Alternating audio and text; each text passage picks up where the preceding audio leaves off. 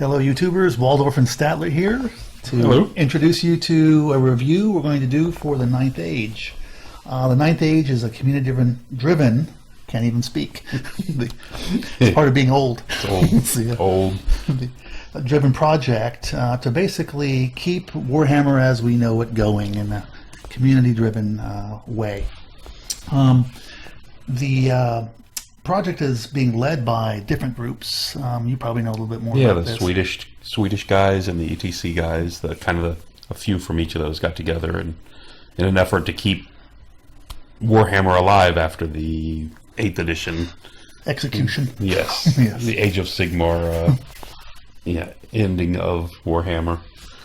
So it's been doing well, keeping it alive. They finally stabilized down to the version 1 rules. Right, which just came out at the end of September, April 30th. Right? April 30th. Yeah. And these are supposed to be in place until September. Right. Before the next update. And we've been having alpha and beta releases since last summer, basically. Correct. And, with all the playtesting feedback. And it's quite an amazing initiative if you think about it. I mean, just all the people that are involved and the dedication. And if you go to the website and look, you can see the list of people that are involved in that. And right. It's just and a flow chart. The organizational flow chart is ridiculous. It's just incredible. So, but there's a ton of people.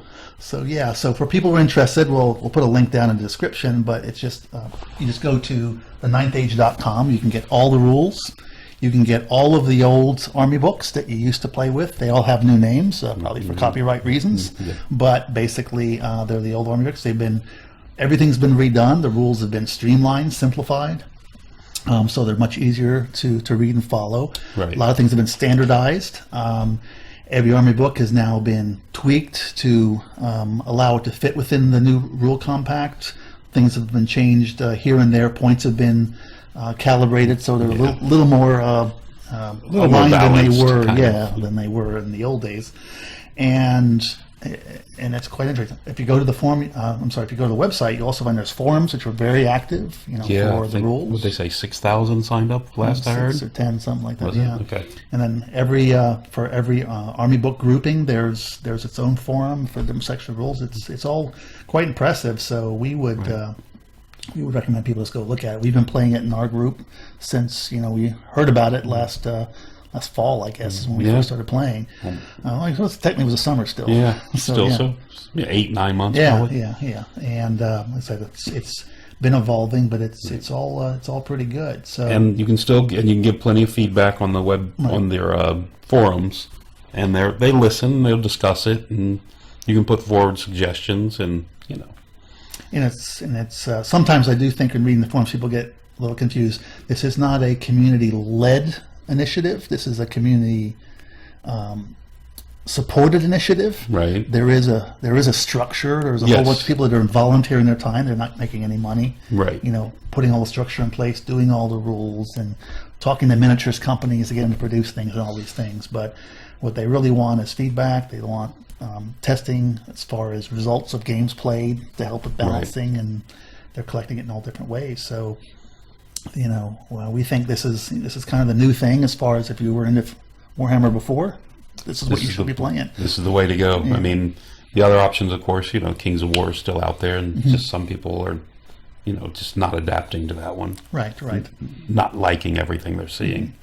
But this is a really good option. I mean, this is the closest thing to the fantasy battle that you're going to get. And it has all the aspects. You have the army building aspect. Right. You have to be able to build your characters. You still have your core and your specials and your rares. Right. You have all the different factions that you had before. And every unit you had before is represented in this that I know of. Exactly. I haven't seen Plus anything that's been left out. A few extra ones. And a few extras. And some of the old ones were brought back. The ones from earlier editions. That were eliminated earlier by GW.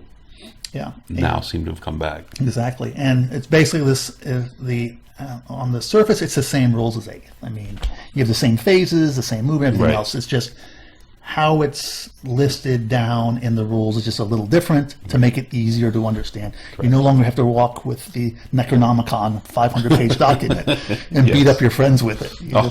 Although this one is growing. It's like 116 pages now. But a lot of that's those examples and all of the, the exact order of how the magic phase is done, and the exact order of it's not Correct. the rules themselves. Yeah, it's not the rules themselves. Yeah.